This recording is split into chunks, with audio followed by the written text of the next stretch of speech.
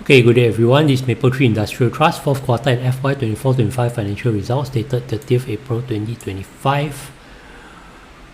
Alright, we look at the full year results. Full year results are actually pretty good. Alright, you look at NPI is up 2%, distribution to unit holders is up 2%, DPU is up 1%. Alright, in a year where I think most REITs, I would confidently say at least 50% of the REITs are more, I think it's more like 60 to 80% of the REITs are reporting lower DPU still. Right, this is a decently good set of results even though DPU is only up 1% year on year. Right, this is driven by higher net property income driven by contributions from Osaka data center, Tokyo acquisition, and new lease and renewals across various Singapore property clusters. Right, note that US not mentioned, right, because not performing well, as we'll see later. Right, resilient operational performance. You can see Singapore weighted average rental revision rate of 8.1% in 4th quarter. Right, so this is a good number, I think. Right. They divest another US data center, Georgia data center, 18.6% premium above market valuation. Right, that's a good thing. Right, they actually retain some money from Q1 to Q4 through the dividend redistribution plan. Right, so basically instead of some people, instead of receiving dividends, they chose to opt to take in more MIT shares. Right, and therefore this money is supposed to be paid out to those people for dividends, but it's retained by MIT, right? But the downside is that more shares are issued, right? So it's dilution, and you'll see the effect later on. You can see that this is disappointing, right? I think I remember the last quarter I was hoping that this uptrend can continue at least for 4th quarter, right? So now with this drop, I'm not so optimistic anymore, right? So year on year the results are good because you can see that FY22-23 to 23-24 is a drop.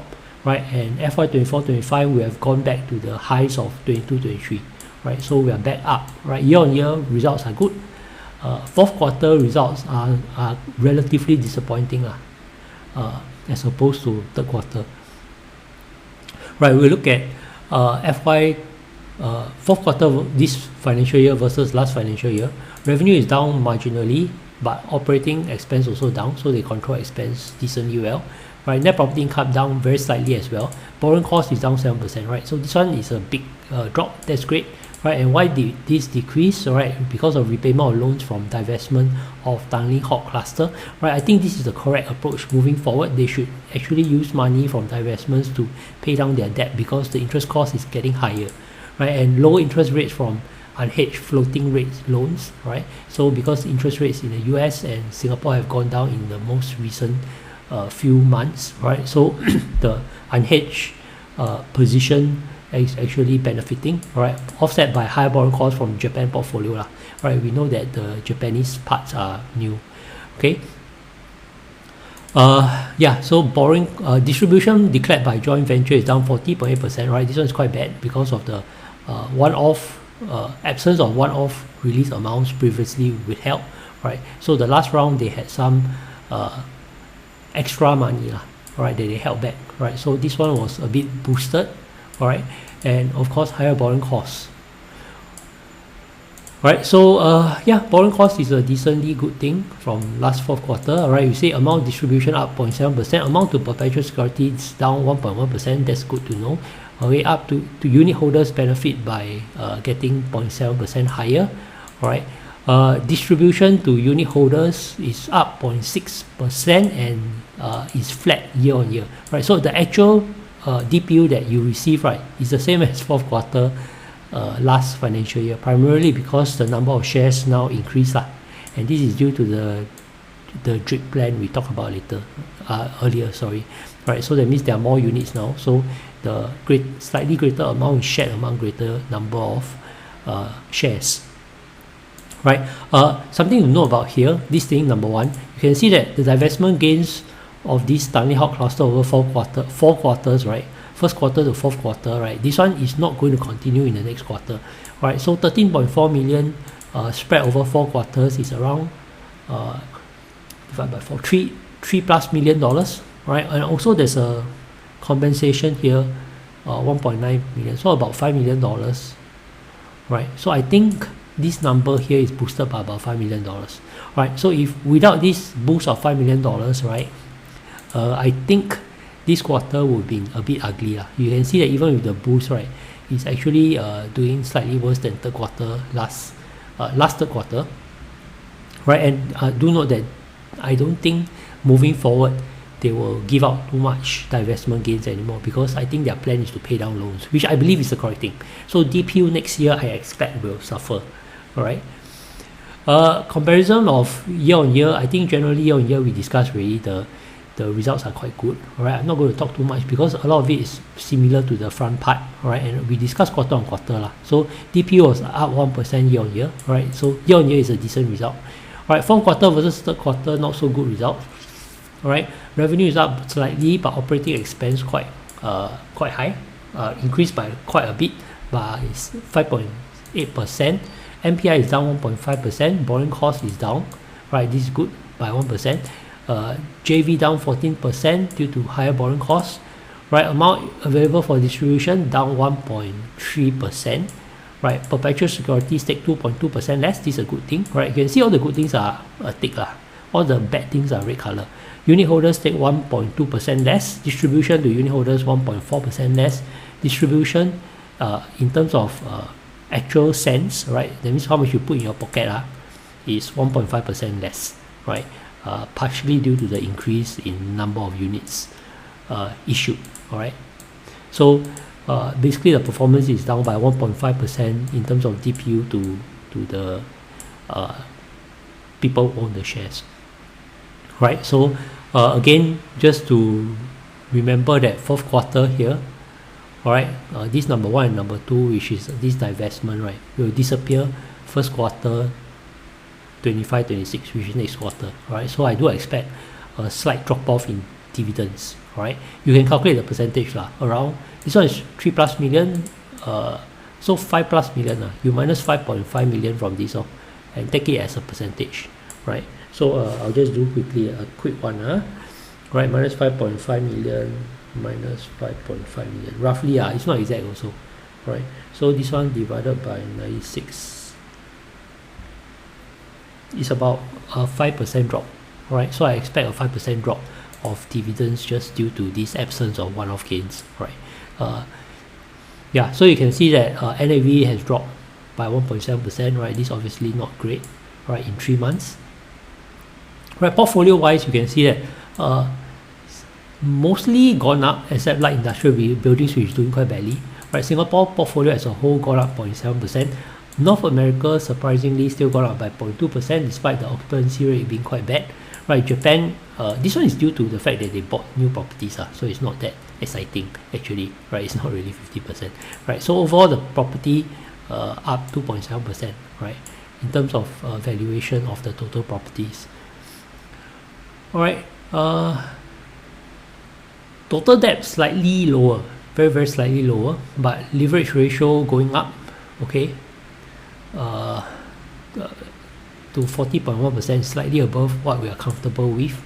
All right, not going to talk too much about the debt. Next financial year, 20.1% to refinance. All right, I'm not sure if this will increase the cost of debt.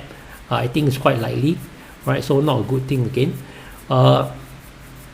Average borrowing cost for the quarter has gone down to 3%. Right, from 3.1% the last round, so this is a positive, right? And interest coverage ratio is very strong, 4.3 times. Right, it's very rare to have REITs with such a high interest coverage ratio. Right, most REITs you get around 3, you're quite happy with it. Right, some like I think MLT the last round a few days ago we talked about was 2.9 times only. Right, you can see that light industrial buildings is small.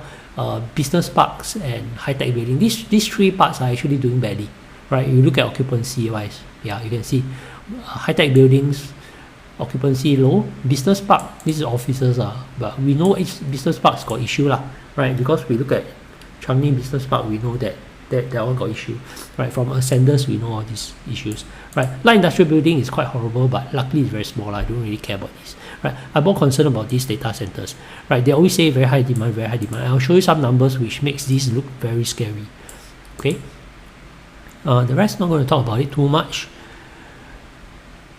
Okay, so what they're going to do, you can see here they are quite concerned about proactive management of vacancies in North America data center. When you have a slide like that, I tend to be quite worried.